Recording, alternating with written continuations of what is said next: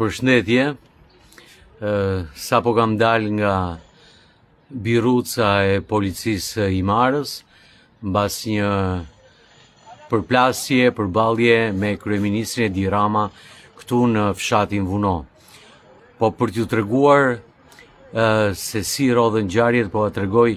që mëngjesin e sotëm, që gjithë Vunoi u zgjua përsëri me gjoba, jo vetëm atje ku janë vënë tabelat, po edhe në gjithë zonën e fshatit nga hyrja ndale me gjoba makinash. Dhe natyrisht kjo shkaktoi dhe një farë acarimi me policinë e shtetit të banorëve të Vunojt. Kur më vonë nga ora 12:30 a 1 sa ishte, unë kisha shkuar për të mbledhur fiq, edhe duke kthyer me fiq shikoj që gjithë eskorta e kryeministrit dhe kryeministri ishte ulur te kafe Vunojt me familjen e vet dhe gjithë eskorta ishte parkuar në zonën ku ndaloi parkimi. Domethënë nga tabela e parkimit e tutje ishi vendosur makina e kryeministrit, eskorta dhe policia rinte aty. Atëherë nisa të bëja një video dhe t'i thosha policisë pse nuk gjobisni dhe kryeministrin, pse nuk gjobisni dhe këto makinat që janë këtu siç keni gjobitur para pak orësh këtu që gjobitët tërë Vunojin. Në atë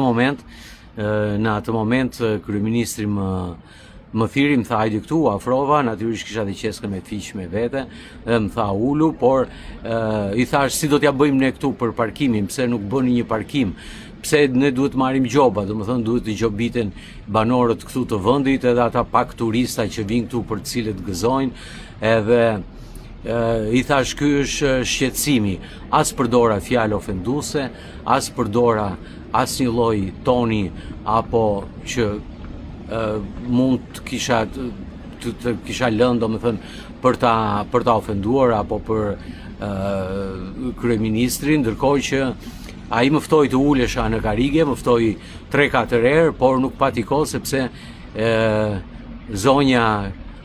Linda Rama me një arrogancë dhe me një histerizëm u kthye që ta lija të qetë në një farë mënyre që nuk e prisja, nuk ishte e pa konceptueshme dhe nuk e konceptoj dot se si kjo shkencëtaro ekspertja e midhjes dhe e peshkut si një nepërk muodh në fyt sa tronditi dhe djalin e saj me reagimin që pati. Natyrisht unë beta dhe thash mirë, po t'jap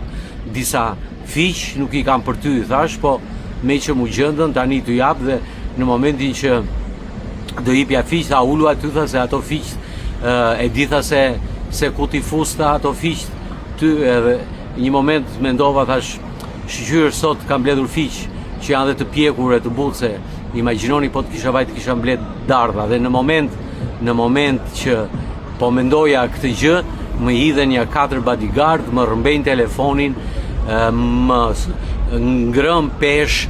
Edi Rama ja kërkon telefonin, merr telefonin tim, i them jep telefonin, Linda duke bërtitur në anën tjetër në mes të fshatit të Vunojt, morën telefonin, më fshin video dhe më shoqëruan me një furgon me policë dhe me forcat shqiponja në komisariatin e Himarës.